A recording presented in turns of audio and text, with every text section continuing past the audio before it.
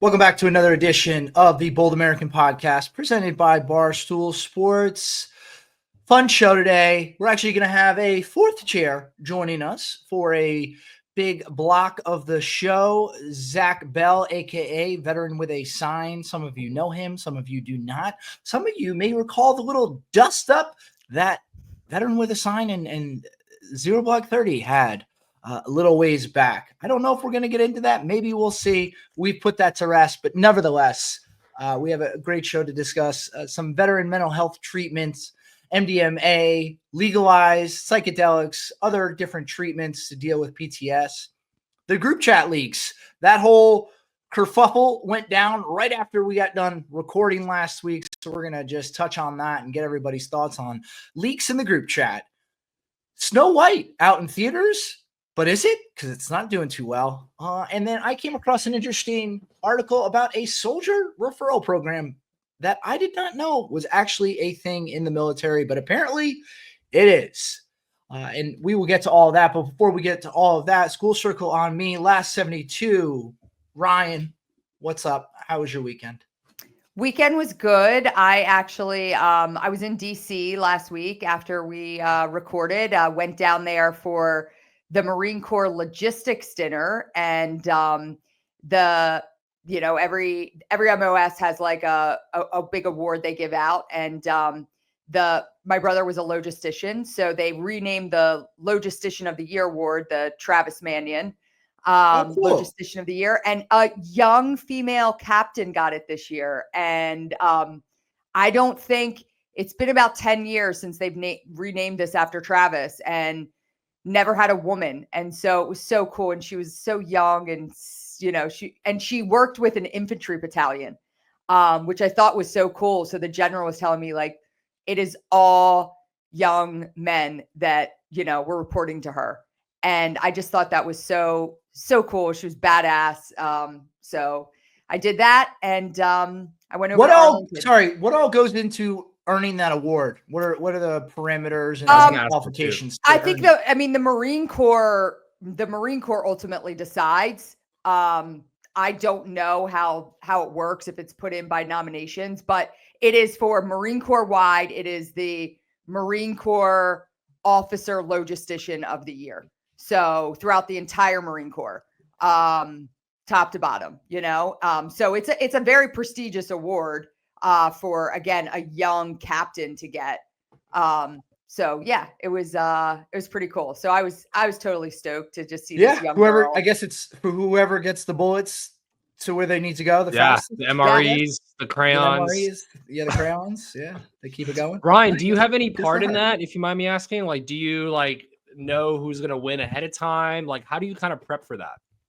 No, I don't know who's going to. Well, I know only because it comes out in like the DVids, and I see I'll see it there. But no, they just, they invite my dad and I to come every year. We sit at the head table. I mean, it's packed. It's in DC. There's 500 people there. And, nice. And I get up on stage. My dad normally gets up on stage, with the awardee and the general who's presenting it. And, this year, since it was a woman, my dad said, I think it would be fitting if you got up there with her. And I was like, yeah, I love it. So yeah, that's good.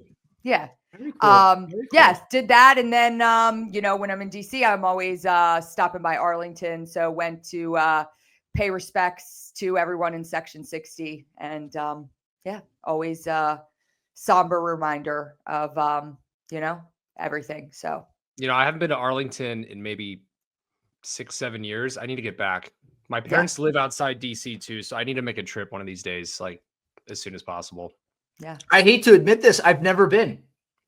What? I've been all over DC, all over the, different monuments and memorials, but never to Arlington. And that's surprising. I know people that are, wow.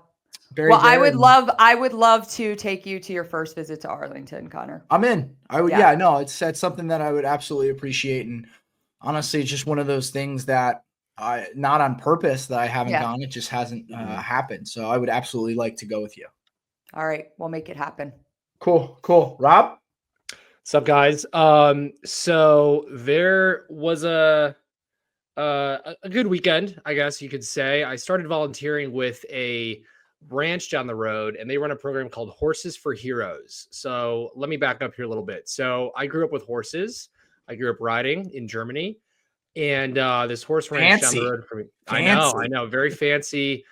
Throwing it back to the old days of the cavalry and West Point Prestige, right, where officers used to ride horses. So this awesome ranch down the road for me, they started doing equine therapy a couple years back, and through my sober journey right now and some recovery I'm going through, I thought it'd be a great way to get back in touch with some of my roots.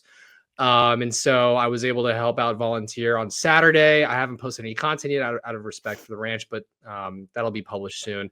But I'll probably start volunteering once or twice a week, a couple hours, picking up horse shit, helping out, taking care of some of the horses. But it's a way to get off the phone. It's a way for me to kind of get back in touch with kind of the way I grew up. And the horses are super fucking sweet. They got a bunch of mini cows. They got mini horses. They got Shetland ponies. They got goats. So it's just a fun way to break up the monotony of, living in Vegas, working a 9 to 5, all that crazy stuff. Right. So super awesome program out here in Las Vegas. If anyone's ever out here and wants to learn more, Horses for Heroes. Can you educate me, please? Mm-hmm. Yeah. How is that therapeutic? I know it's a thing. I know Yeah. equine therapy is a thing, but is it just the attitude that the horse puts? I don't know enough about horse racing or horses in general. My mom used to ride, but that's about the extent of where my horse understanding comes and goes. So can you tell me why it's seen as good therapy? I mean, if you look at just history and the way we've established this country, for thousands of years, horses have been at our right-hand side for everything from combat to war, through the tough times, through the good times. And there's just a human touch that they have, and they can tell exactly what a human's feeling. So it might not be right away. It might take a couple hours, but horses can sense fear. They can sense courage. They can sense the emotions that you're feeling. And they do a really good job of kind of leaning into that and just kind of taking your mind off what it is that's going on. And there's nothing like getting a little sweaty and riding a horse too, man, and just kind of, having that human touch with an animal. So yeah, that's like the easiest way to put it. I mean, one of the therapists there and the ranch hands can probably break it down a little better, but horses get you. And if you're afraid of them, they probably don't want to hang out with you. But just think of it like there would be no Las Vegas, there would be no West Coast without horses, right? There would be no America. So there's something really primal hanging out with them. And there's a lot of veterans engaged with this awesome program right now. They help athletes as well. They help a bunch of recovering addicts. So it's just a great program and something I'm looking forward to. So yeah, Horses for Heroes. Ryan, have you ever done anything with horses for TMF? We've done some equine therapy stuff, like partnered with other organizations. Yeah. And veterans definitely respond really well, to the programs. For sure. That's awesome. I was unaware of the whole idea that they could sense all those different things. Yeah, they can. It's funny. It's best to kind of go into horses have personality just like dogs, and think of them as just very, very social beings, kind of in between humans and dogs. And so they can sense what you're feeling, and they can pick up on it just from your body language from probably a few yards away. So you want to go kind of just natural. You want to be locked in. It's almost like you're dealing with another human to some extent. So got it. Yeah. What about a few years ago? Maybe it was now. There was a whole hullabaloo that Secretariat took steroids. Where do you stand on that? I can't comment on that. But as one of my former bosses, he was deeply involved in the Kentucky Derby. And I think he had a winning horse a couple years ago. I know it can be a common thing. I'm in a different world with horses in that regard, but I will say, when you see a young horse, an old horse, kind of all hanging out and congregating around you, it's a pretty incredible experience and nothing you can really quantify. So if you guys ever come out of Vegas, I'd love to take you out of this ranch and we'll have some fun and Connor can scoop up some shit. All right, horses are super intimidating. My neighbor is owned still does because he's still alive. Smarty Jones. Remember Smarty Jones? Yeah. So that's my neighbor's horse. Have either of you been to the Kentucky Derby or any? No. Never. I want to so love bad to go to that. Yeah. Yeah. But I think I'm at a point in my life now where I have to imagine the infield. There's an infield situation where it's a little bit more low key. I don't think I'd want to do that. I'd want to do, what you see. I've been to Dave Portnoys of the Preakness, world soon. Yeah, I've been to Preakness, like super wasted in college. That was so fun. I don't know if I ever watched a horse race there, but I've been there. You ever sprint across the porta potties? Yeah, of course. Okay. It's like rite of passage, Yeah. All right. Good. What about you, Connor? What was your weekend like? Eventful but uneventful all at the same time. It's just that my wife does an excellent job of ensuring that we have activities and things to do on the weekends, and also because she is pregnant, one of the things that we are aiming to do during this pregnancy is exploring more restaurants around New Jersey. There's so many great restaurants in New Jersey, and she's an unbelievable big foodie. So we have a whole list of restaurants that we want to knock down. And we went to a pizza spot on Friday that we had been to before, Delicious, and people in Jersey know it. It's good.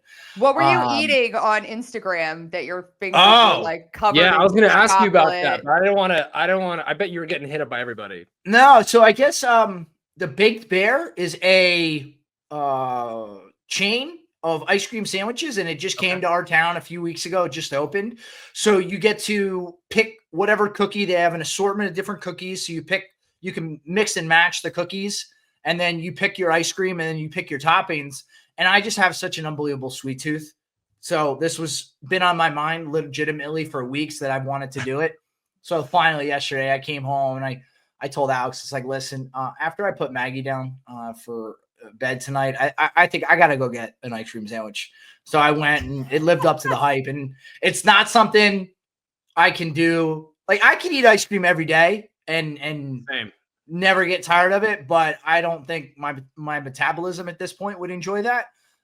So I got to kind of save it for nights when I can really enjoy it. So last night was just a low key night. So I had that, but it was very, It's very crazy good. how, 10 years ago, Connor, I would have been talking about getting, fucked up in Austin or something. Now we're talking about ice cream, horse therapy. Yeah.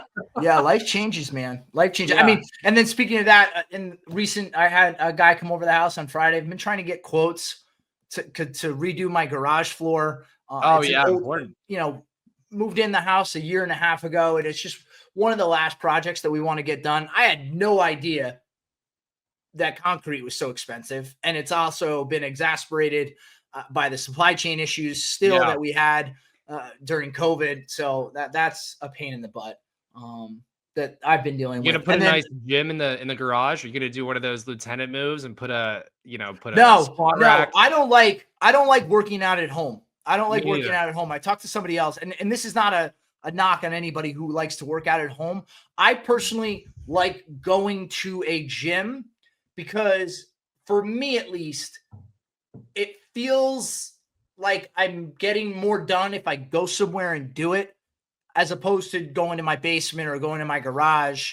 And you could give me the exact setup I have at my gym and put it in my backyard, and I still wouldn't like it. It's not about having the room to have all the equipment. Now, granted, I don't think most people have enough room in their house to put a massive gym. So most people's setup is a little bit more confined.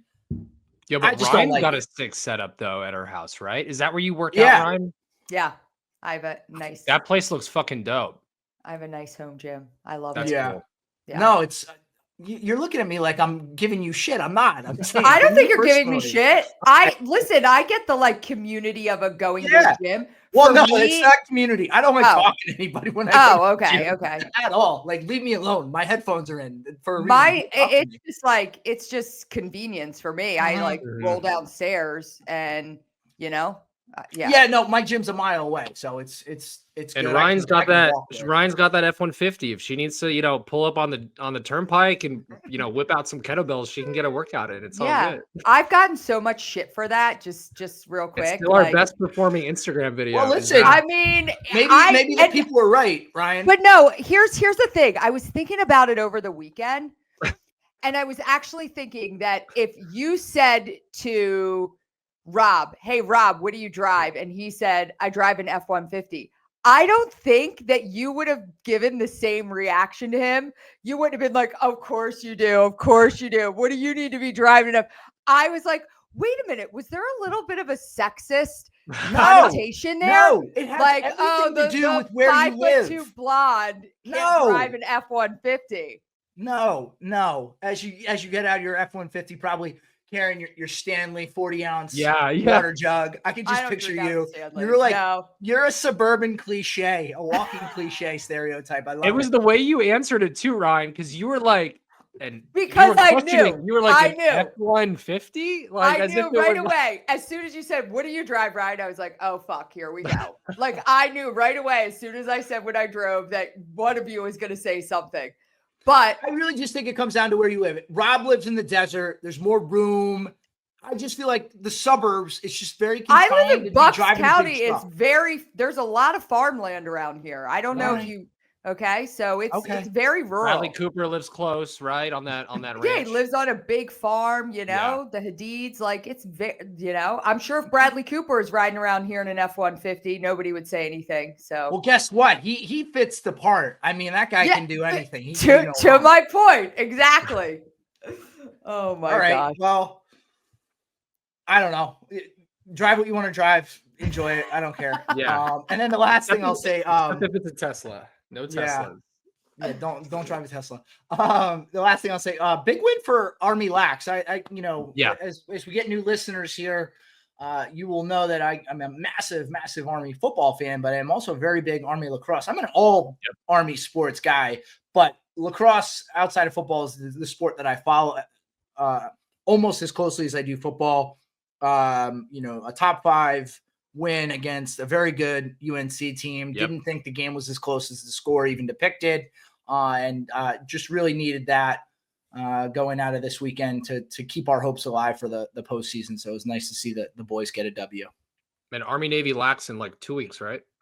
Yeah, the 12th. April 12th. For both men and women. Yeah. I'll be heading up to West Point for that one. They used to always do a double header, right? Like in the same. I know. I'm really bummed. Yeah, the men are at Navy, the women are at West Point. So, I think they just can't handle it at Mikey, right? Shout out to Theo, but they just can't handle the crowd, right? With the stadium renovation, maybe. I'm not sure. No, I don't believe that because we handled the crowd all season and 30,000 people for football. You're right. Yeah. So, but maybe they just lacrosse isn't getting those kind of numbers. No. But anyway. Veteran with a sign. For those who don't know, who are you? Slam that drink, bro. Who are you? What do you do? Who am I? Well, this is my Shane Gillis moment, full circle from SNL to come back. But no, what I'd like to think I am is a glorified meme.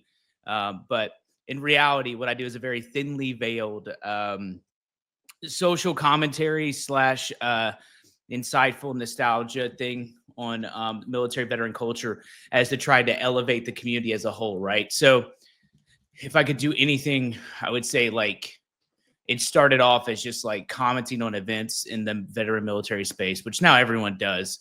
But in 2020, there was, it was really just me. And, now there's a ton of people that do it, which I would never do. I would never do the 24-hour news cycle thing that a lot of people are doing. But I try to stick it very specifically to stuff that I know. I don't stretch my opinions. I don't get into geopolitical conflicts because, I shouldn't. But I like to kind of I don't know, just talk about, life in the military and then moving forward afterwards. So Zach, when did you get started? When was the first time you posted a post on Instagram? How did that, talk to us about that? Because you've been in the game for a minute and I work and breathe in social media. Tell us about, was it 2016? Did you just get out of the Marine Corps? Were you still in the Marines? Kind of walk us through that. So I left active duty in 2011. I tried really hard to stick around. But the Marine Corps at that time was making a ton of weird rules that they've since retracted. Tattoo rules that you couldn't be in the reserves and have tattoos. You couldn't be in the reserves and have GI Bill. You couldn't do all of that stuff's gone. So I stuck around and went to the unit a few times. But they ended up being hey, bro, you just can't do this. All those rules have changed. You can do all that stuff now, but whatever. It broke my heart. And I just kind of kicked around Middle Tennessee for a while. and I ended up actually joining this veterans organization called the Mission Continues, where they match you to a nonprofit, and you get a fellowship for like 6 months. I didn't know you did a Mission Continues fellowship. That's interesting. Yeah. It was many moons ago. It was it was before Greitens became the governor and everything else. But yeah, I mean, it's just the timeline. I was just there, but I was like cohort 25, I think I was. And I ended up moving into the nonprofit space after that, going to college, getting my bachelor's, getting my master's. And look at you. You got a degree above me, bro. I don't even Yeah. have a fucking master's degree, and I'm a West Pointer. yeah, is that you have to end every sentence with "I'm a West Pointer"? Yeah, that's Yes. it. Welcome to the pod. You'll learn that real quick. You'll Yeah. learn that real quick. The two of them. Fucking Zach. No, what? No. It's Listen, hey, I've Ryan. been It's not around their the block. I don't have to mention it anymore. I think No. people have. All right, you're long fair enough. understood. Yeah. Rob does not. Rob makes thinks sure. people forget. and Yeah. Yeah. He doesn't True, realize that's he doesn't true. need to say it every time. Yeah. But anyway. Lieutenant Dubstep over there. All right, come on, let's go. So no, I wrote for like the New York Times. I put a few articles in there, like back in the day when they had the At War blog underneath I think it's Lauren and TM Givensneff. TM and I actually served in the Marines together. So like I've kind of always had this like creative itch to storytell. And on a March 2020, oddly enough, we went to like the Post Malone concert when he came in tour here. And then about that same week, they shut everything down. Like they're just like, it's a wrap. And so I know COVID was hard on a lot of people. I'm not going to minimize that, but I'm not going to minimize it. It was really awesome for me and my family. We spent the next 90 days together, like consecutively, which was pretty awesome. We made a fort downstairs. We watched Justin Bieber's YouTube TV show, just like hung out with my daughters. It was pretty chill. And That feels like such a lifetime ago, by the way. It that does. We all did our version of that. I don't want to think about it, but it does feel like a long time ago. It's really weird now because like my daughters are both in high school and they obviously weren't then, but like you open up your phone now and it only serves to make you cry. Like you just get like a memory and it's like, remember when they were little? And I'm like, stop. Like, I just can't do it. But yeah, it was during that time though. I started like, I was online, like online usage was off the charts at that time for everyone. And I saw like meme pages and stuff. And I was just like, these guys aren't good at this. Like it was like my general takeaway from it. Like the typical veteran meme page lacks all finesse, right? They lack like all je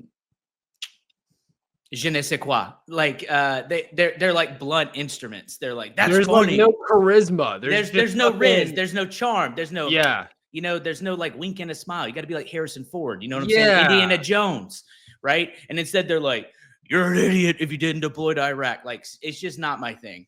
And so I just started.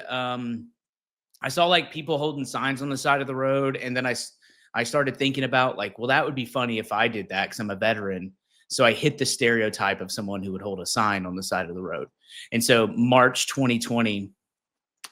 Yeah, it was 5 March, years ago. Yeah. I just like I sent it. The young lady who was cutting my hair at the time. I was like, hey, can you hold this? I mean, take this photo of me and I'll hold this up. She goes, yeah, sure. Wait, your barber? Yes, yeah. Okay. Her name is Val. Okay. What was that first sign? Yeah. Drink water, take Motrin, change your socks. Yeah. Oh, that's good. Yeah, it was for COVID. That would still slap. If you resurface that, it'd probably still do well. It's funny too because it's like version 1 of the character that I was building out. So like it's just me in my gym clothes. That's the real secret. So when I got out in 2011, I had a ton of OD green shirts. So I was like, what do I do with these? And I was like, I don't know. So I just started wearing them to the gym. And then every few years I would just refresh them. If I hold them up, they're transparent. I toss them and I throw in a new bag after that, And so when I built out this guy, this veteran with the sign, his name's Warfighter. Like he refers to himself as Warfighter. He says things like battle. Like that's yeah. Hey, good to go. You know what I mean? Like that's how he talks, right? So like when I'm thinking of what to create, I think through that perspective. And so I was like, well, he would wear an OD green shirt and unironically, and he would have a hat and sunglasses. I'm like, I have a hat and sunglasses. So it's like, I just wanted to keep creating stuff and build off that. And then, I did it really quickly, where do we stand on that in terms of like veterans and like what you bring with you from the military life? Mhm. So you're talking about the OD green t-shirts, you're talking about the horrendous wraparound sunglasses. Do you find, and this question is really for everybody, do you find that some of that stuff is acceptable and some of it is over the top? Or is it, if you do too much all at once, that's over the top, but some things are cool? I have found older veterans of a certain age, they definitely tend to really jazz it up. They have too many flair items is the nicest way I can think to say it. The earlier GWAT guys, the guys who are making like videos on like Microsoft who were like, click, like when they were invading Fallujah, for the most part.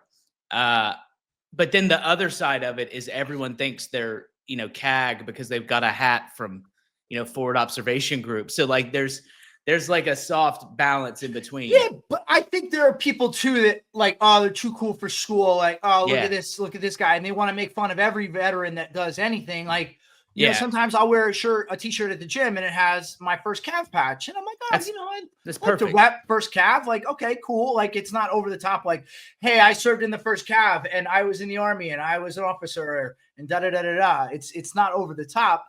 But I don't see the point in kind of making fun of people who are just ultimately proud of their service.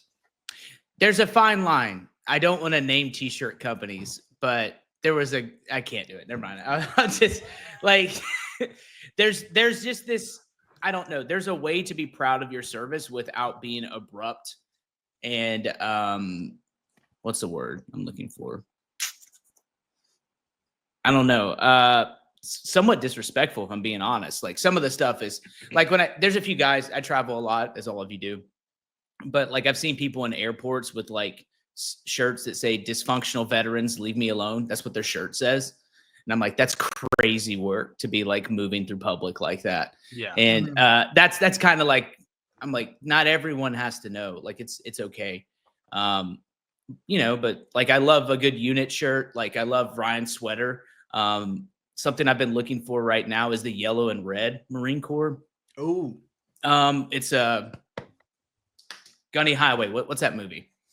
I have no idea what you're talking Clint about. Eastwood. Right eBay's gonna have all the retro vintage stuff. Like that's Heartbreak Ridge. Yeah. Like that's a clean look. Like that's cool. Like some of that old school stuff.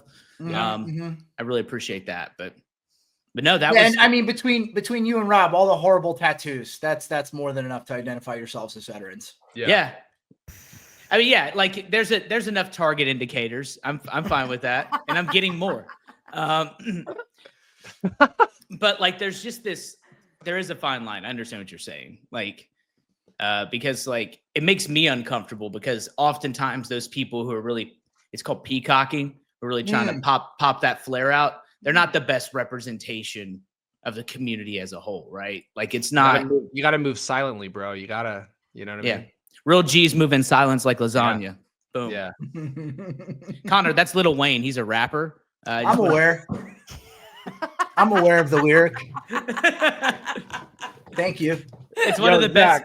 Zach, I got a question for you because I'm on a little break from the booze and the bottle and the party life. Yes, good.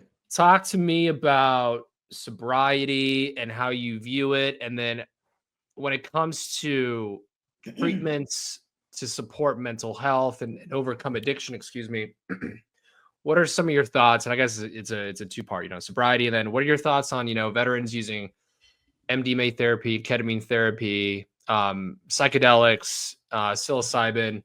I've dabbled in lots of this recreationally, but that's a whole nother discussion at some point. But what are your thoughts on just veterans getting access to these potential drugs? Okay, so I'm going to start with the first part, sobriety. I think I have no problems with anyone and what they do. My problem was I didn't like who I was, so I was trying to suppress a lot of that, right? Like the way I interacted with alcohol in particular was just not good. I thought that I wasn't really sure what that was, but the reality was I just didn't like who I was. And so, did that manifest itself when you're around your family, when you're around your buddies all the time, or what was it? Like it was just a bad relationship. Like there was, I come from like a really poor working class family, alcohol addiction, all that stuff like runs deep in my family, like dad getting DUIs, picking up my uncle from jail because he got so many DUIs, he lost his license. But then he became a truck driver because he couldn't drive regular trucks, but he could drive a CD, like a semi truck, which is kind of a funny life hack, I guess. But so that stuff's like in deep, and like I think, especially when I was in the Marines, like it was a tool to like blow off steam, and in reality, it was just suppressing a lot of stuff. So that's just how I feel about me. Now, there's plenty of other things that aren't alcohol related that I'm a big fan of. I find that those are better tools in my toolkit for what I was looking for. But in general, though, any form of psychedelic therapy, I feel like is really, I want to be careful about this. It's not gonna cure everything. No, like therapy cures everything. Right. But as far as like a reset goes, there's nothing that I've done. So I did what's called Ibogaine. Right. And so the treatment protocol it's Ibogaine, then DMT. Mm-hmm. Right. And that's like one methodology. Could you explain what Ibogaine is for listeners? Okay. Yeah. So Ibogaine is this bush. I believe it comes from South Africa. It's a detoxing agent. It's been shown to actually cure opioid addiction. So like people who can't kick heroin, they give them Ibogaine, they're cured like within 24 hours. It attacks all the receptors in your brain where addiction like feeds into, and it literally like cleans that stuff out, right? It's a detoxing agent, and it's outlawed in America. Wonder why. And what is it? It's like a 2-day treatment, right? Where you're ingesting the plant, and then you're basically being watched. Is it similar to an ayahuasca?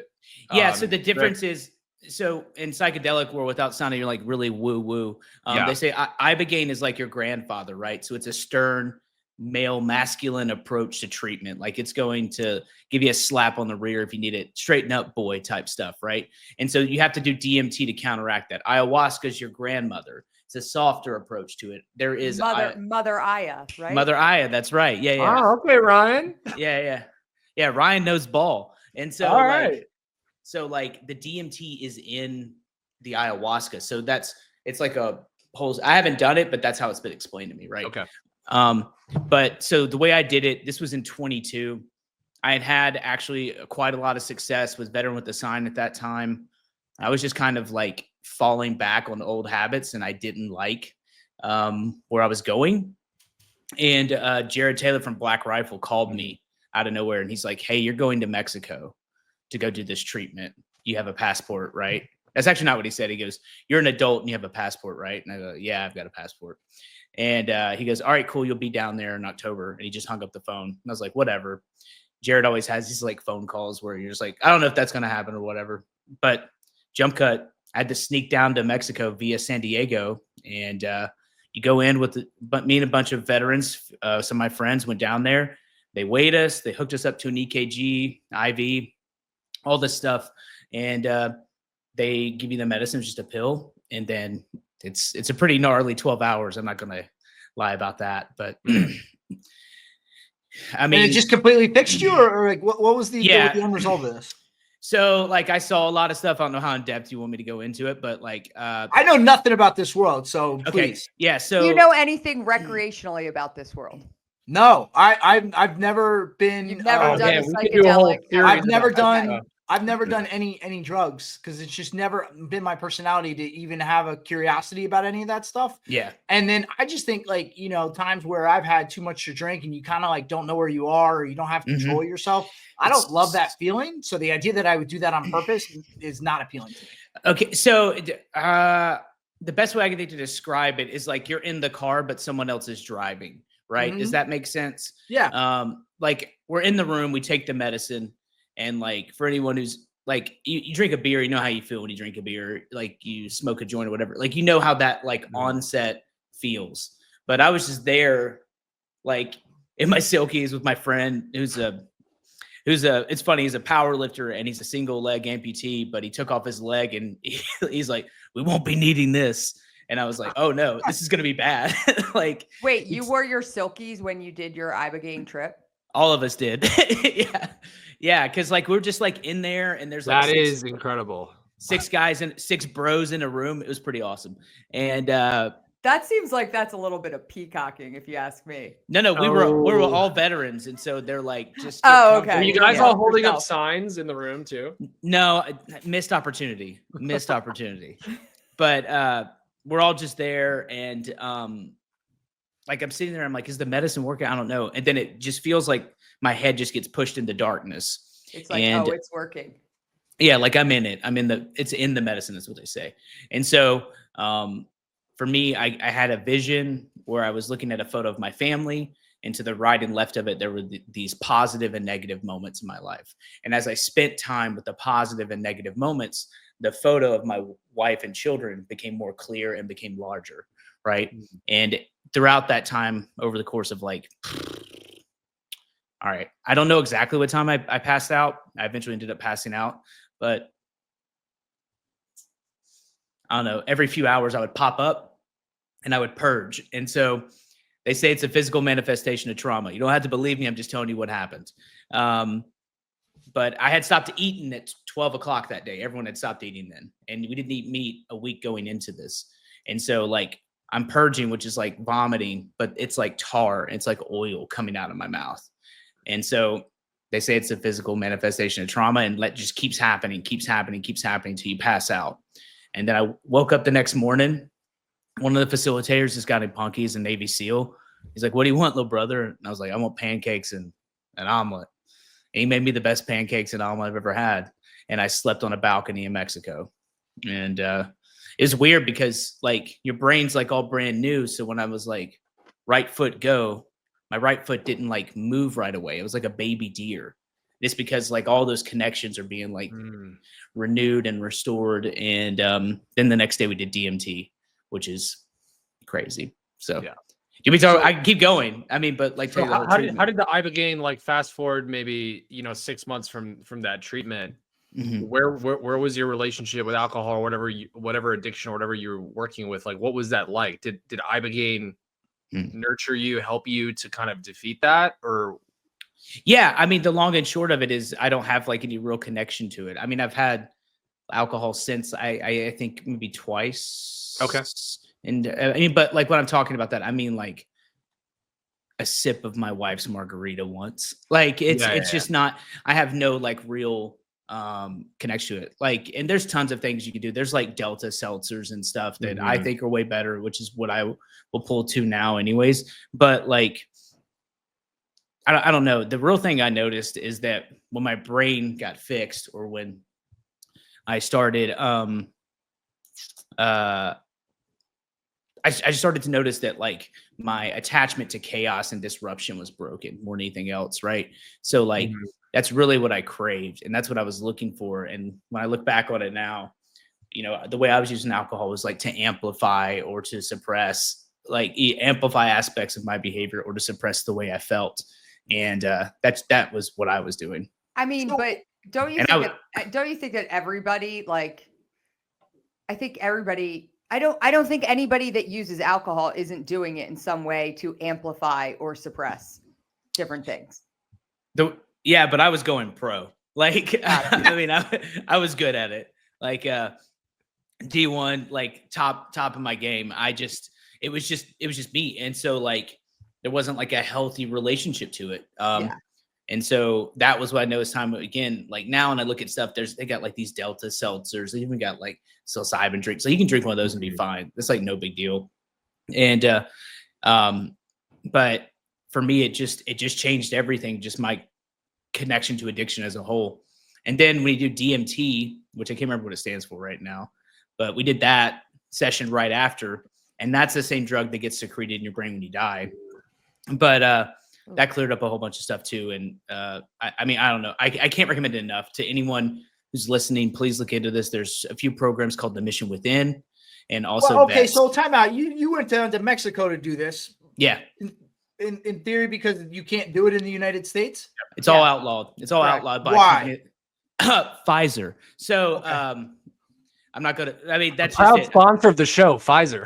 Yeah, I don't know if anyone knows this, but pharmaceutical companies are evil. So that's it. So like if you look at it, a drug Ibogaine that's used to literally opioid cessation, it has 100%. Not 100%. I think 99% success rate of people that take it no longer have any attachment to opioids or any type of addictive drug substance. So There's there is actually though I can't remember. I just saw it recently. There's a pharmaceutical company that is starting to explore and do trial testing on one of these psychedelics to bring it mainstream. But another reason for it too is because it's like plant medicine. So like when you're going out there, you got it in pill form, but like they ground it up and put it in capsules. There's right now like for ayahuasca, like you're drinking like a tea, right? Yes. And you've got these like shaman that are like creating this tea for you, and sometimes there's no way to like regulate like the potency of what you're getting, you know? Yeah. I mean that's what they. Yeah, I mean. So I know when they do the ceremony with ayahuasca, it's like very regulated. There's a shaman that goes through it with you. They teach you even like how to purge. Like you like go through the process with like a lemongrass and like learn how to like purge up. You've done it, right? No, I haven't. But full transparency, I've been researching a lot about ayahuasca. So if y'all want to go, I can set it up. I mean, I've been talking with place down in Costa Rica. I have a friend that did it there. He set me up with the psychiatrist there to have. So I've been in a heavy research mode on ayahuasca specifically. So I mean, y'all should do it. it. I'm very intrigued by it. I'll put it that way. I want to do a ceremony just because, I mean, not because of anything I'm feeling. I just want the to understand it more as a process because like Grandpa beat the shit out of me. I'd like to get a hug from Grandma is what I'm looking at it as. But I mean, I know people that have had nothing but a really good outcome from it. And it's just I look at it like this, right? So like I'm not revolutionizing like helping veterans. None of us are, but like we now need to just admit some facts. Everything else isn't working. We've got to just figure out what does work. And there's no bad ideas right now. And that's how I feel with it. Yeah, I think that's a really good point. Very true. Like we can't be like, whoa, well, it might be scary. Bro, what's scary is sending people heroin in the mail. I used to get hydrocodone every 30 days in the mail from the US government, right? Like that's what they sent me. Like that was wild. Scary. Yeah, every single day. Yeah, the amount of legal Adderall I was getting through the VA, I mean, was enough to like succumb. The fact that once I walked in the VA, I met with someone for the very first time, and like within like 12 minutes of the conversation, they're all set to write me a bunch of prescriptions. Yeah, that's crazy. That's what I had. The starter pack. Did you get the brown bag, like the Piggly Wiggly bag? No, I didn't take any of it. No, but I know what you're talking about, and it's just wild to me that hey, you have PTS. Here, take all of this and take it for the rest of your life. Well, Zach, and I think the bigger point to this is like there is no one-stop shop. Like what worked for you may not work. And that's why as really good point, Ryan. Yeah, like a veteran or just a human, right? Like you have to find what works for you and can be through trial and error. But that's why I love that you say like there's no bad options. Like you really have to be your own personal advocate for dealing with shit like this. And that's why I started researching the ayahuasca, because I was hearing so many people that had, now Connor on the flip side, the reason I haven't found myself in Costa Rica yet is because I am fucking terrified to do it. Like terrified. Then you should do it. That's like that feeling like you should use it, because like, I'm not gonna lie, it's like swimming with weights on your feet in dark water. Like it's gnarly territory. But that sounds like a really fun activity. But you can do anything for 12 hours. I guess. Connor, we did it at West Point. All good. You can do it, bro. Well, at West Point, they did it. Of course they did. It wasn't weights, it was just gold. Like even better. Yeah. Like there's something to like the medicine. I hate how I sound right now because it sounds very like, mainly because I saw people like this is a new level of veteran, which is like the psychedelic bro vet, which I'm trying to avoid that. But like, all I can think to say is like the medicine knows what to tell you and what to show you. Like, so since I've done this, I have sent, I think 4 of my friends down. And because again, this used to be very secret, but I did it. And then Sean Ryan went on his podcast after we talked about it. Actually, we had a lunch, and then like 2 months later, he's down there, and then he's like, I'm going to tell the world. And so he did. And then it really hit mainstream to a place to where like now everyone's looking into it, which is good. But like, it's like anything else. It's like a choke point, right? Because there's only so many ways that this can be facilitated. But like I said, Mission Within, Vets, Heroic Hearts Project. There are all these groups that are really doing good stuff to really give people the tools to heal. And that just, it gives you a baseline. Like I still do therapy.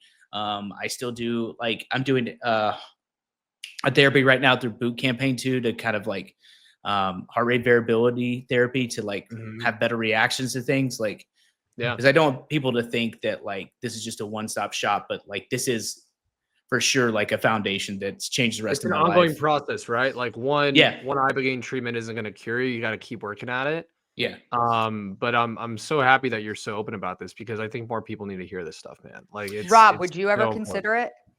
Yeah, I would. Rob's on a path, and so are you. Y'all just don't know it. Yeah, I would consider ibogaine because of my chronic alcohol use and my love for a good drink. I would probably consider ibogaine over ayahuasca. I just don't know enough about ayahuasca. The DMT stuff, I've tried DMT before. Not in a treatment capacity, but in a recreational usage. That lasted like 2 minutes. I think it was maybe like 90 seconds. But ibogaine I would consider. And I know Rick Perry, the former governor of Texas, is doing a lot of good stuff with ibogaine. I have some Army lax guys that I know that are also trying to lobby ibogaine on Capitol Hill with Rick Perry. So there's a lot, like we all know the right people to do it. It's just like you, Ryan. It's just like I'm a little nervous. I'm a little scared. I got to find the right opportunity and like the right timing to do it, but I'm not opposed. What I'll say is this. Everyone in my life was like, this might not be the best idea. I came back and they go, that was a really good idea. Right. Because it does feel like you're going to break something, right? Like you're going like to something new is going to happen. But like, I mean, the best way I think to describe it me after the fact is I was watching Moana with my daughters and like, I was sitting there and I was holding them and I just started to cry. Like we're just like sitting on the couch and I was just like, the whole movie is about a daughter trying to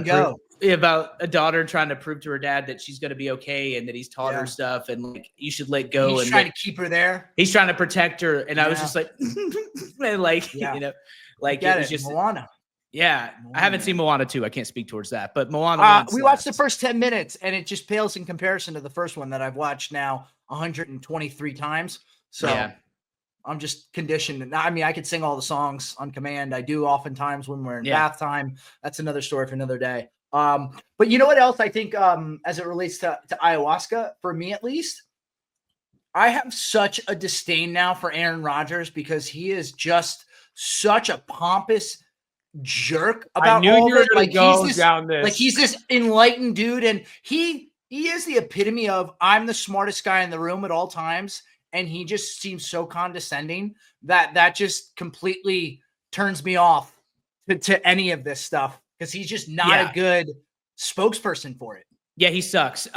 So yeah, that's exactly kind of what I was talking about. Is like, again, like everything needs to be out there, but like it very quickly. What I'm saying ultimately it's is become the people out there who can speak about it normally, like you're talking right now, and make it sound like an approachable thing as opposed to you're not ready for this, bro, type approach.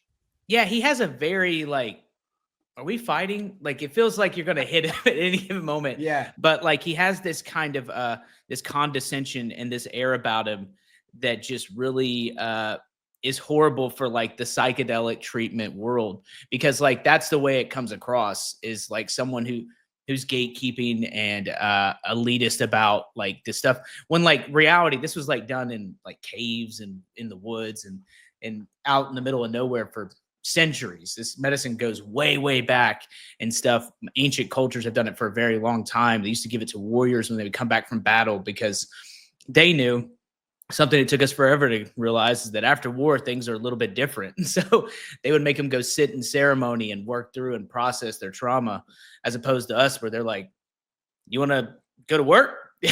How about you just get back to work, bro? You know, like, and so it's tough because like, those are the people that stick out of like that. And like, you know, the psilocybin bro, the psychedelic, bro, like there's this guy, somebody sent me his thing and it was just him and he's like dancing. I mean, he's higher than a kite, right?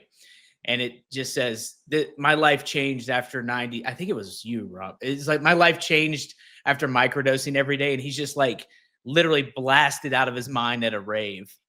And It was probably me. It was probably yeah. me. And it's just him dancing, being like, hey, hey, hey. Yeah. And like, and he's like, microdosing helps save everything. And I'm like, dude, it's not like, I didn't like become like more empathetic. I didn't like become a better father, all those things. Like what it did is like this stuff gave me a baseline to be more intentional about the way I move through life. But like nothing, Yeah. it's not a cure. Like No, the but I cure think is your you're commitment to also- the work.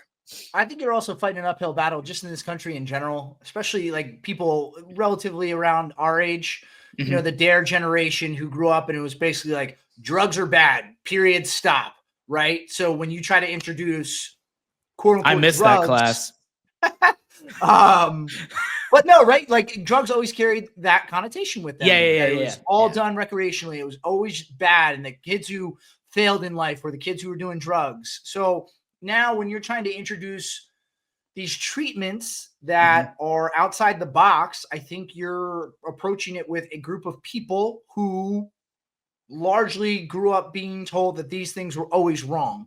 And you have to kind of help people relearn, you know, right from wrong. And if it's done in a controlled setting and there's research done on it and you're told or at least proven out to be safe when you do it and you don't, Ryan, to your point, feel scared. Until we have that, I don't think you're going to see any sort of wide adoption of any of this stuff. Because I think honestly, and this is, I don't begrudge anybody for trying different methods. I think if it works for you, that's awesome. But I think right now it's still seen as like out of the box. And you're like, you're weird if you go do this. Like what you did going down to Mexico and doing this, I think widely is probably viewed as like, it's an odd approach. This is But probably, you proved it worked. Yeah, this is probably the biggest platform. This is the biggest platform I've ever discussed this. So, and you're right. Like this was 22. Like we had to sneak down there. Basically, I mean, like medical tourism is nothing new to Mexico, but like we couldn't really talk about it till we got down there and back. I mean, and it was Thursday, Friday, Saturday, Sunday, home Monday. Like it was gnarly. I'm not gonna forget that. But like what we honestly need is we need to figure out a way for Pfizer to make money off this. Then that'll open up the floodgates because adoption by these larger corporations is what will really increase access. You know, and there's tons of research about MDMA and ketamine and all these other therapies, the way they're helping people with trauma. And, you know, I know a little bit about that. I haven't experienced it, but like, it's weird to me that when Walgreens was giving away pretty heroin, which is what hydrocodone is, just little pretty heroin. It's just in a white pill and it feels clean. We're like, yeah, that's great. Like we forgot that it was heroin for a second and had a whole epidemic and a crisis. Well, I think also now you're seeing these documentaries and miniseries come out about the whole Oxy issue that just ravaged this country for decades. And obviously, you know, we're delving into a bigger conversation here, but I mean, you know, when you talk about the money that was made off of that drug, the idea that then people as a country would want to jump back into something that potentially could be perceived in that same light. I don't know that appetite is there right now. Well, no, I mean, but like we just were like, oh, why would a company that sells this to us lie to us about it? Like, you know, I mean, I also think it's because I grew up with addiction in my family. Like no one in my family was doing heroin recreationally. Like it wasn't very casual. It was ruining their lives. My aunts, my uncles, my cousins, nephews, nieces. Like I saw it. So when they're like, it comes from Walgreens, it's safe. It just wasn't the experience I had. But like, my point is, I'm trying to make is like, if we could be open-minded with that, we can try and be like, well, what about this? This has been used since the dawn of time. Let's at least look into it, right? Yeah. I think we have the right people at the top right now too. You got RFK Jr., who's a recovering heroin alcohol addict. Yes. Yes. You got JD Vance, who comes from a crazy Appalachia addiction story, right? You got Yeah. all these kind of younger folks now, kind The of king of white leading. trash. Yeah. Yeah, exactly. Kind of like getting at the top, right? So I think we have some right playmakers that can kind of shape that perception and kind of push any sort of legalization, maybe, especially through the VA and maybe some clinical trials. So I think the right parameters are set. Now we just need some more time to kind of take place, and maybe some more ibogaine folks, and maybe some more ayahuasca, and I think we'll get there. We need to be bold Americans and move forward. Yes, with it, right? That's right, Zach. Like honestly, like, and I hate to say this, but I have to keep saying it. But like, we're running out of time and we're running out of veterans. Like that's just it. Like there are people I knew when I started doing all this stuff that are not here, and like that's just it. And that's the only reason I keep going. Like I could stop. There's other things I do besides this that provide for my family. But every single day when I get a message, and I do get them every day about like, hey, this made me. It's very thinly veiled, at least to me, like of like call your friends. But if I put up a video of guys being like, when you want to call the bros, and then I get a message about, hey, I called my friends and he called his friend, like that's really what I'm trying to do. Or thank you, this company helped me with this or whatever. Like those are the moments where I'm like, all right, I've got to keep going. Right. And because Zach, ultimately that's what I want to do. Yeah. I mean, that's something that I really appreciate about you. I mean, we met for the first time. You came and spoke at a Spartan Leadership Summit. We had a couple hundred veterans that had come into Philadelphia, and I asked you to come out because, again, you say you're just a walking meme, which in some ways you very much are. And, we like to text back and forth and give each other shit. And, but when you got up there in front of those veterans, like your whole, I mean, you started out, you do your whole joke bit and it's good. And you got people laughing, but at the end of the day, the story that you shared about how you've lost more of your friends, outside of uniform than in, and, you tell that story so well and so powerfully. And, that's why I admire you so much. And, I truly feel that like with everything you say, like, that's why you keep doing what you're doing. So I just want to make sure I acknowledge that. Well, I really appreciate that. It was, it's funny because it's such a small world. I was walking up and I was looking for someone. I think I was looking for Tanya because you had told me to meet her like in Philadelphia. As we're all landing, getting ready to go to the hotel, wherever it was. Mm-hmm. And I'll say his name. I saw Jeffrey Shue, and I haven't seen him since 2008.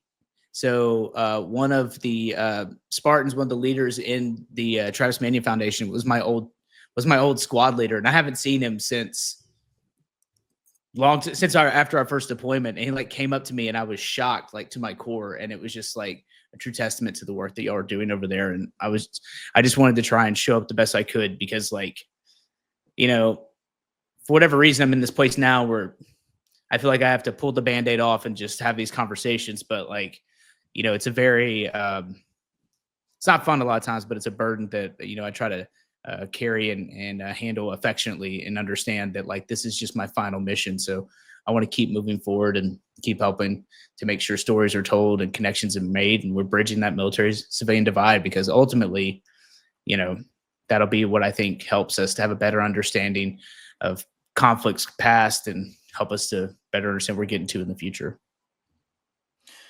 You make a great point. I mean, definition of insanity is doing the same thing over and over and expecting a different result. The whole epidemic that we deal with in our veteran community and how many veterans we lose to them harming themselves and people talk about it, but if we're not willing to at least explore, I'm not saying we jump feet first into the deep end and just start doing everything wildly different, but we got to start exploring other options because what we're doing isn't working. And, you know, I like to say that I think mental and behavioral treatment as it pertains to therapy is very important, but it can't be, it's not a cure-all, because if it was, it would have worked by now, right? We need to find different methods, and we got to, the unfortunate thing is for every veteran, it's a different recipe that's going to work for them. And you can't just, I can't just go follow your blueprint and be like, all right, well, that's going to fix me. Yeah. So it has to be a little bit work on the veterans end too, to be willing to explore different avenues that might lead them to ultimately what works for them. But that is our undertaking as pillars of this community that I like to think that we all are. So I appreciate your willingness to open up about this. And I'm sure people will listen to this and say, hadn't heard anything about that before. Maybe I just heard cursory stories about it. And now maybe I'm going to look into it more, and maybe that's going to help one other person. We'll see. I don't know. But, you know, Zach, I didn't intend for us to talk this lengthy about alternate treatments for veterans, but I'm glad that we did. And I appreciate the work that you're doing, using your platform, both for comedic relief as well as now a platform to inform others, and your willingness to share, because I know that's not easy. So thank you for that. No, thank y'all. I appreciate all y'all. I consider all you friends, so I'm really just excited to be here. You're just happy to be back on a Barstool podcast after last year. Yeah, it is my Shane Gillis moment. I'm not gonna, like, the boy's back. The boy's back. Right? I mean, do we want to talk about that really quickly? Oh, wow. I didn't mean to bring up a sore spot. It's not a sore subject. Me and Zach have talked. Yeah. Filler good. The people want to know. People want to know. Worked out well for me. Like, I don't think worked out very well for me. Like, really well. No, I mean, so yeah, I don't know if that was your intention, sir, but no, the long and short of it is there's multiple ways to help veterans. We had difference of opinion on it. You know, I don't want to say too much because I don't know if you want to tell the guy to cut this, but like the organization that had supported the previous podcast had approached me as well. And but via my management team. I hate the way I'm talking, but that's what they're called. Oh, your management team? Shut okay. the fuck up, dude. Okay. Well, What do we call team contact my management team, Zach? You wish, Ryan. Ryan, who has like 6 people working to get her set up. Ryan's in a room full of people with lights. Yeah. Sean's back there crying all the time. Like no. You see those cabinets behind Ryan? That's where she keeps people that work for her. Yeah, she's got a whole cadre back there. But no, so they had approached me, and they were supporting a bill that I felt was restrictive of veterans' rights to choose who helped them with benefits. And they actually had I'm not gonna lie, a dump truck of money that they offered me and my friends. This is all very public. There's YouTube videos about it. So the fat electrician and angry cops, and that was it. And I thought it was over. And so I went with another company, and they have another bill where the veterans have the right to choose. And that's ultimately it. So like this goes back to my same argument about treatment, right? We're running out of time. So if I see something, and I've been doing this work since 2011, I'm very versed in this. Like, I know you think people think I'm just a meme, but like, I didn't just come out of nowhere. I've helped pass state laws with my current congressman, who was a state congressman at that time. You know, I've helped to raise hundreds of thousands and millions of dollars of veterans organizations all over the country. Like I've done this. So that was basically it. Like, if I feel like I don't like the government over-regulating anything, and so I don't want to restrict access, because the number one thing people contact me about is how to get their benefits fixed. And just so we're clear, I don't care if every veteran from here to Timbuktu has 100% and their kids and everyone else, because maybe here's my wild concept. Maybe if that happens, maybe we'll go, maybe we shouldn't do these wars all the time. Maybe we shouldn't just blindly move into conflicts, because we always have enough we always have enough for war, but never enough to cover the cost, right? We always seem to find budget for us to invade somewhere, but never enough to take care of people afterwards. So maybe if they go, well, that's a big line item we need to look at, then we can find a way to restrict that moving forward by being more intentional and making sure we're taking care of people on the front end. And so all that happened. And then the VFW started posting about me. And so that was basically it. So like, And I mean, from my perspective, and I destroyed them online. So yeah, from my perspective, I don't necessarily always see everything as content. So I took it offline with you. Yeah, we and talked. I also took it offline with, one of the other individuals that you mentioned, who then turned around and decided to use that private conversation for his content, which I don't appreciate. If I'm coming to you in a DM or a text message, that's because I'm coming to you and I'm saying, hey, listen, I want to understand where you're coming from. I want to talk through this. I want to resolve it. I don't want to see if we can go tit for tat to see if we can get a lot of views out of this, because I don't think that everything needs to be content. So I never had any sort of issue with you. And then especially once we talked, it was like, okay, we're all good. I had more of an issue with other people deciding that they thought it was funny to use our private conversations for content, which I just think is a little bit of a slimy move. And I'll say that publicly. It was a slimy move. Yeah, that's an understatement. It was pathetic and gross. So, especially after they had nothing to stand on and were completely wrong about everything. What are they doing now? What are they up to these days? Nothing? Okay. I don't know who we're talking about now, because we're using too many pronouns. So yeah. I think I might be talking about one person, and you might be talking about another person, or organization. So again, my whole point of the whole thing is like, me and Connor had talked about this very publicly. He has my phone number. He has for a few years. Like, I wasn't upset about that.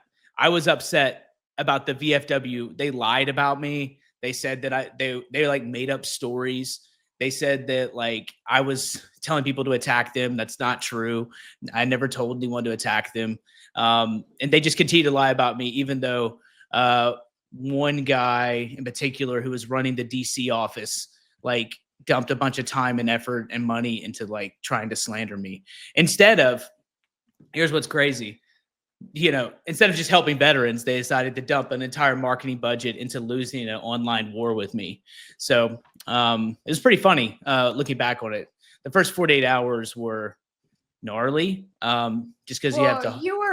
Let's be honest though. Like, you were hurt. Like, I was, yeah. Like I had a long conversation with you in the first 48 hours, and you were very upset. So like, it wasn't all like, oh, I'm just going to do this. So like, what names did he call me in those first 48 hours? I've never said anything bad about you publicly. He didn't say anything about it. In fact, it had nothing to do with this show. He wasn't or the previous show. He wasn't talking negatively about any of the hosts or anything. It was more about just the situation. Like, they're going after me. And like, I honestly think it gets back to the whole idea with alternative treatments. Like, also, no organization should be off the table, because I would gut the VFW in a heartbeat. Well, okay. In a heartbeat. I'm not gonna go there. I have seen that the VFW does positive work. The VFW is very supportive of our organization. I also know that our organization isn't for everyone. I mean, I believe you probably can. It is, but at the end of the day, it is not every organization is not a one-stop shop. So what may work for one veteran isn't going to work for another. And I think the biggest thing that I took out of all of this is that, just like you can't like vet bash each other, like organizations should not be bashing each other either. There are different options that work for different. And again, I know there's a lot more complexities to this. The way you were treated was completely wrong, Zach. And I told you that in the moment. It was. So, dude, I hope everyone has a friend like Ryan who stands on business when things are tough, because like it was, I'm not, and I don't want to minimize it, but the first 48 hours were like all the stages of grief. The first one was just shock, right? Like legitimate shock that they would lie about me, pretend to be me, and then just be like, we're just being funny. Like that was their position of slandering me online. And, again, the VFW has helped a lot of veterans, but I don't know anyone that they've helped recently. So when I hear that they're trying to hang on, no, okay. When I hear that they're trying to sponsor a bill that sounds like it's going to choke veterans' access to benefits, then I'm like, we got to talk about this, right? And then ultimately just goes back to the fact that they just didn't like that I didn't want to work with them. And that's really just it. And, it's one of the reasons that people hate veterans, because like we're all petulant and petty online. But Connor, you guys are really nasty with each other. I will. But tell again, you Connor that. wasn't. You really Like, are. for whatever shade comes out of this, Connor like took the time. He's like, let's talk about. I remember he pulled over. He's like, I'm not mad at you. I'm just angry. Yeah. Well, and then that thing with the other dude, I was like almost like the 50 Cent meme. Like, why he say my name for? Like, yeah. How did I become the Yeah. person that everybody is hating, and now I'm getting nasty messages? What happened here? So it was a internet 101, a lot of miscommunication. People took up their sides and they just ran with it as opposed to having a conversation, which so often if we just had a conversation, things could be de-escalated. And here we are today, full circle And moment. here we are. Look at the two of you now. Look The at boys you. back. Look No, at you. I just from the bottom of my heart, I just feel that instead of trying to hurt each other, we need to pull ourselves together. Because at the end of the day, it's all of us against them. It's our community against the rest of the world, and not in a negative way, of helping them to understand our community, right? And so when we don't link arms and work together as one unit moving forward, that's when weaknesses develop, and that's when these things happen, right? Like ultimately, this was just, I don't know. I think it was all ego driven, if I'm being honest, of like an older organization that isn't really mainstream, and that's fine. That's okay. I'm not talking that, but like against like what they thought was like a whippersnapper doing something different, when like I'm just in this for the love of the game. Like I'm just trying to help people because I'm running out of friends. That's all there is to it. So I'm here to stop that. Whatever helps that, I'm for, or at least looking into different ways to fix that. That's what I'm about. The end. I was upset that this thing happened because it's a negative mark for our community as a whole. That's what it really is. Like no one will remember me or the VFW or 0 Block 30, whatever that stuff. What they remember is that veterans fought over veterans benefits. The end. And I'm just right. Like, and I think that I'll put a bow on it by saying, listen, we all just need to help each other, right? Mm-hmm. No one needs to take anyone else down. Put your egos aside and realize that we're all just trying to help one another get better as a community. And that's all that should matter at the end of the day. Sounds like we all got to do an ayahuasca trip together. Let's do it. I'm in. I'm in if Connor's in. Come on, Connor. Well, it looks like I'm not going to be in. I don't know. Come on, baby. You can blame Aaron Rodgers for that. So, all right. Well, Zach, I appreciate you joining us and taking the conversation in an interesting direction. To be very candid with you, I didn't anticipate that we were going to go there, but I'm glad that we did. I'm glad that you're going to continue doing what you're doing. Is there anything you need to plug at this time that you want to talk about? Yeah, I need everyone to go to the Veteran with a Sign YouTube page immediately. Like, comment, subscribe. Veteran with a Sign. The After Action podcast is on there. Go check it out. I've got a lot of incredible stories of people I've been able to talk to. The first episode is Michael Colazzo, one of the Nashville police officers and Marine veterans who stopped a school shooting here in Nashville. Tyler Vargas Andrews, Christian Craighead. It runs a gambit. And, I got a lot of this inspiration from 0 Block 30. So I wanted to take and do my version of that. I can't interview people. Like I was like writing, but I can't like write down. So I'm like, I'll just talk to them, And so that's where that lives. And go check it out. Better with the Sign YouTube or the After Action podcast, wherever you get them. So that's really it. And thank you all for being here. I really appreciate this. Cool. Thanks, Zach. Thank you, bro. Thanks to Zach for joining us. Rob had to hop, but we still have me and Ryan, and Sands is going to join us here just to wrap up the show and touch on a few of these topics that we mentioned there at the top of the show. Really quickly, though, I did not anticipate that conversation going in the direction that it did and as deep as we did into the alternate medicines and approaches to treatment, which I found really fascinating because I think that's just so important to educate yourself, right? And understand what is available to you out there, and may not be for everybody, and that's fine. But if it works for you, and then I'm glad we could get more information out there. Yeah, I agree. I think it was cool to hear someone, and he's given that firsthand account too of what he experienced. And what I love about it too is that he's not like, hey, my life was saved. He's like, Yeah. it gave me some tools to be intentional about things. So I think he sets it up really well for further exploration for people. For sure. So go follow him, Veteran with a Sign, and he's very receptive to DM. So if you have questions, you want to talk to him, I would suggest just reaching out to him via DM, and I'm sure he'll be more than happy to help you. Yeah. So getting into some of these other topics that we had drop in the last week, the one that I mentioned off the rip that happened right after we stopped recording last week was the big leak among the Secretary of Defense, the VP, and many other folks talking about our attacks against the Houthis. So, Ryan, I'll start with you. Just what were your thoughts on this text message chat? Signalgate? Is that what we're calling it? Yes. Hashtag Signalgate. Yeah. I mean, I'm going to not, and this is not brown nosing at all by any means, but I'm going to say Dave Portnoy gave, I think, the most authentic take. And in fact, I have two friends that are very well-known journalists. And the one texted me and said, "Did you see what Dave Portnoy wrote or said about Signalgate?" And my other friend was like, "I'm just watching it." And she was like, "Oh my gosh, I can't believe I agree with every single word he just said." But I mean, I think he hit the nail on the head. So if you haven't seen what he said, go watch it. And I would say I pretty much align with that. I also saw, but the other one there. So, again, I'm kind of like listening, taking it all in. The other person that was a different perspective, but one I understood and acknowledged and was like, I kind of see that as well, was Dakota Meyer. Did you see I didn't see his. No. So his was more directed towards like the integrity of journalism, because he's like, is anybody stopping to actually talk about the fact that when JG joined, and he didn't at any point say, "Hey guys, I don't think I should be on this thread." No, he sat there, he waited, and he said it much more eloquently than I am. But I would encourage you to go listen to or just watch what he wrote. He put it out on Facebook. So those were my two most interesting perspectives. Dave's took the cake for me.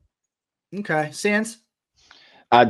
It's mind blowing to me. Like, I mean, this is the enlisted perspective, but it's like if a group chat leak, like, how do you invite a journalist to this group chat? No, it's mind blowing to me. Like, it's like, what are you guys doing? And you're still continuing. It wasn't even just the first round of leaks. There was a whole second round of leaks that came out afterwards. So he wasn't in there for just like a couple seconds and they're like, "Oh, hey, there's a rat in the house, someone smelled the cheese." No, he stayed in for a long enough period of time to where like he got a bunch of info to leak out there, which is just, it's mind blowing. And the way that it's kind of been disregarded is kind of like, okay, they're not really, addressing it like up front. Like they haven't really mentioned the group chats. It's seen all over, but no one from that stance has really mentioned it.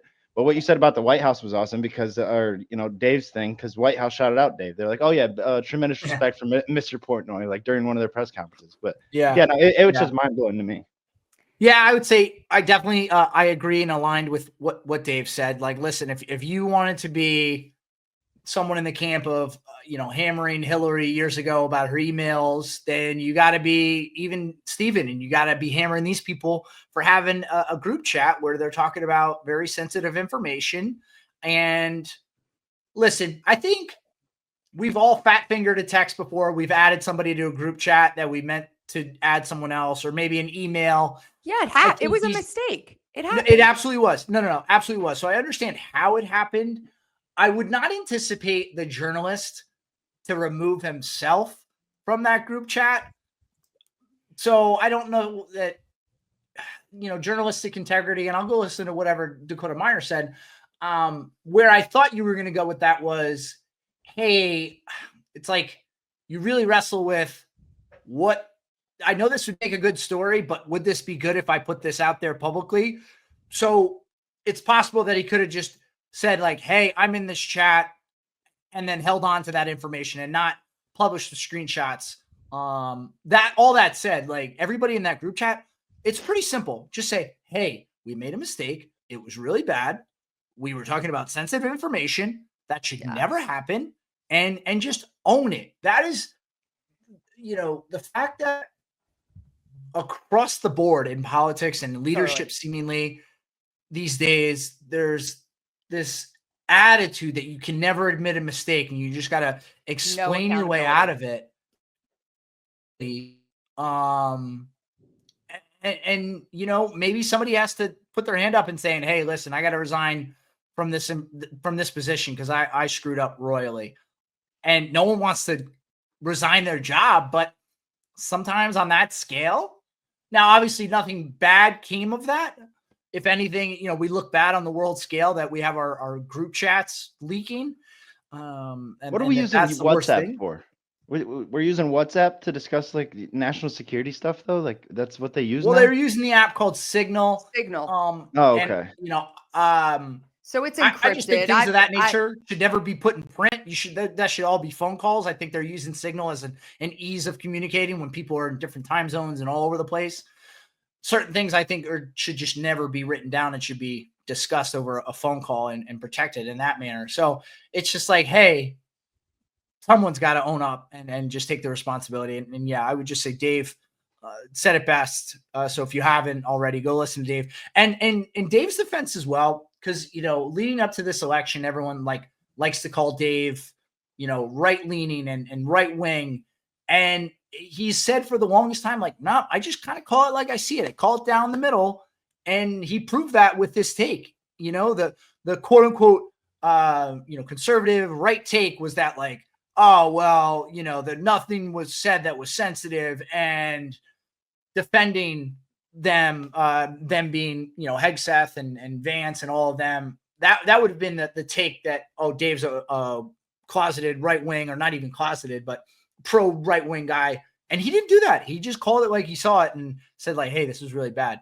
Maybe take ownership. So, yeah, I think this was accountability is huge for me. And there was zero accountability here, which is indicative of just politics in general, right? Yes. So, yeah. Yeah, it's worse Par to for the admit you course. did something wrong. You'd rather just freaking deny and defend your position, no matter how ridiculous you sound. So yeah. Anyway, also of note in recent days, the movie Snow White came out, and the actress playing Snow White had some trouble online where she had some very polarizing views politically, and then made some troubling comments as it relates to why the movie is not doing well. So just curious, big picture, Ryan, if you think actors and actresses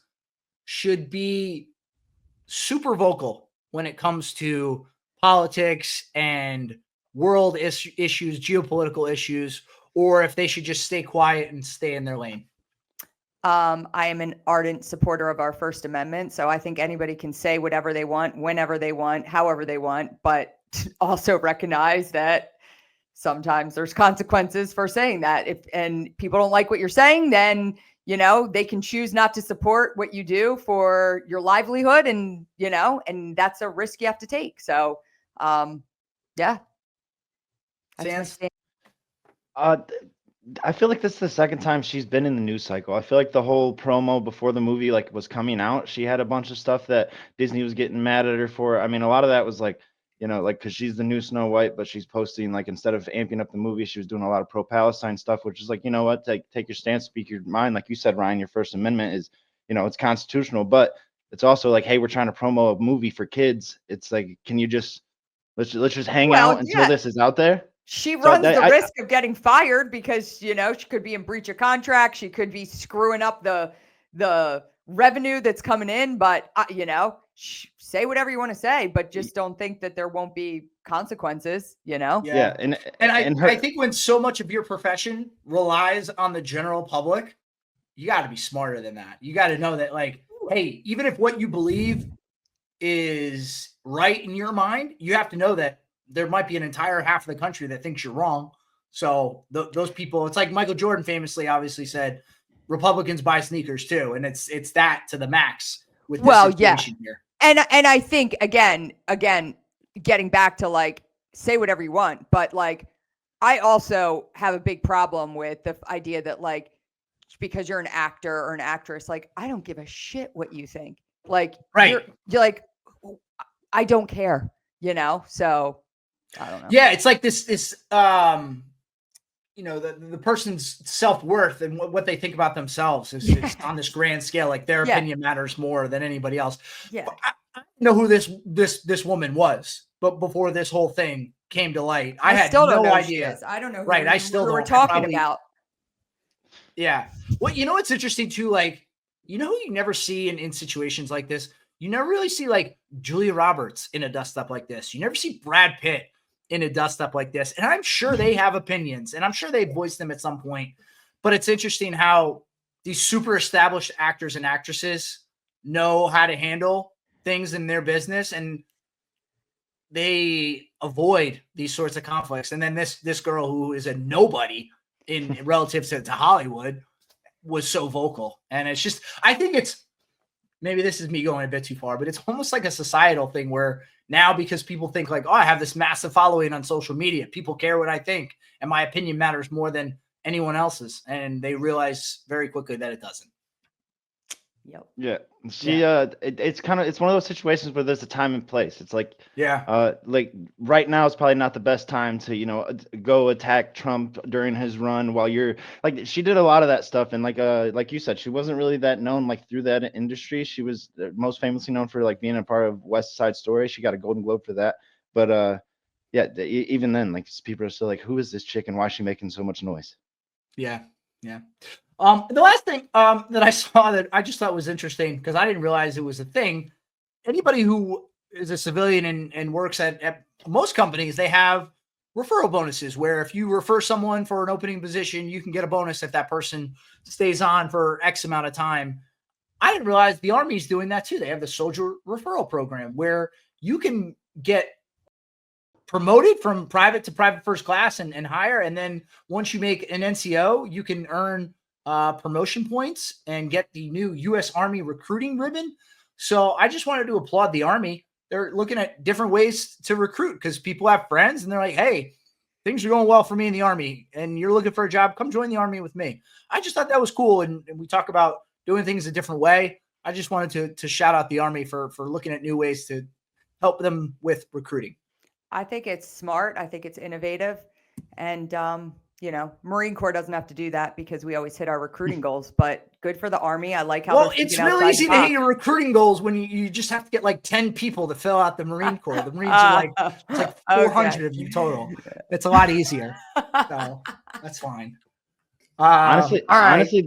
this was in place when I was recruited into the Navy though. Like my recruiter. Oh, the Navy does it too? Yeah, my recruiter was like, Chief Peterson would tell me, he was like, yeah, go, like, if you know a couple of guys that want to come and join, and if you do that, you'd get bumped up from, instead of going in as E1, I'd go into boot camp as E2, E3, so on. I actually brought in my buddy Phil, who, no, I'm sorry, it was flipped. He didn't know, so he brought me on to get recruited. I told you that, you know, how he just showed up at the office, but he was already going to be an E3 because he was going in as a nuke, but he didn't know that. That's the part that Chief forgot to disclose because he was still trying to get his numbers up for the recruiting in the area. But yeah, no, the Navy does that too. To where like if you recruit a couple of guys and they come in and they join, and then you'll get bumped up before camp. That's awesome. I didn't know that they were doing that. I think that's fantastic. And maybe the Marines can follow suit. Who knows? We'll see. All right. Great show. Enjoyed all the topics. Sans, Ryan, any caveats for anything that we might have missed or anything you need to correct? I think we're all good. Yeah. Yeah. No, nothing on my end. Okay, two quick things. Number one, I think next week we agreed we're going to be discussing the Karen Reed documentary, which is on HBO Max. HBO Max. Okay, I was going to ask. All right, I got to watch it. So if you haven't watched, go watch it. It's 5 parts. So plan accordingly. It's super interesting. It's a very good documentary. It's all over the news, or it was at least a few years ago. And now again, because of this documentary, we're just going to chat about that. And then last thing, and this is Sans. I'm actually glad that Rob had to scoot and you're here because this is about you. So over the weekend, I saw that you were in support of our colleague at Barstool, known affectionately as Rico Bosco.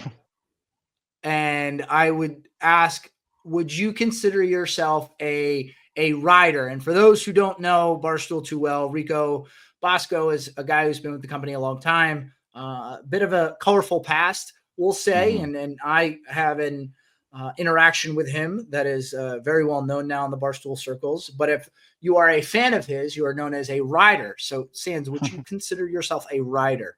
Absolutely. Yeah. It's a bad day for the Riders right now with Bama going out.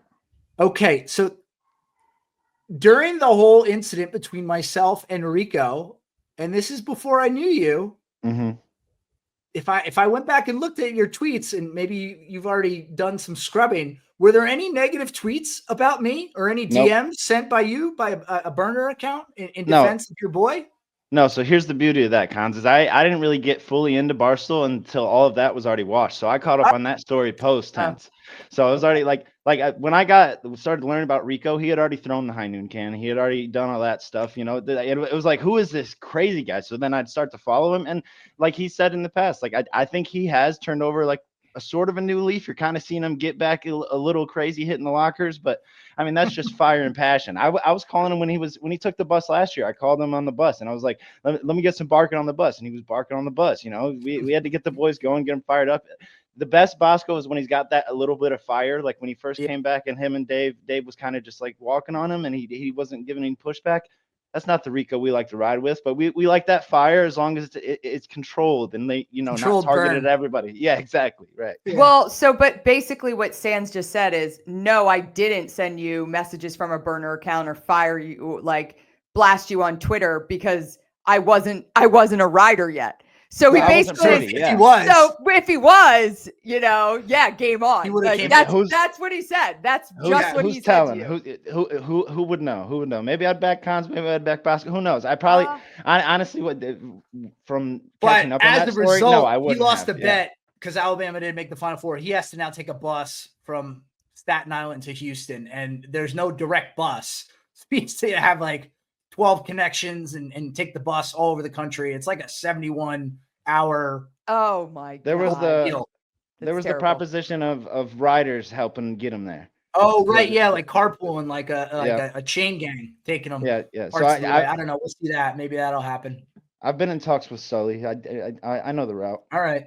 All right. Well, that's all we got. Remember, go subscribe, rate 5 stars, leave a comment, send us a DM, let us know what you're thinking. But that'll do it for us today. Take care. Make it a great week.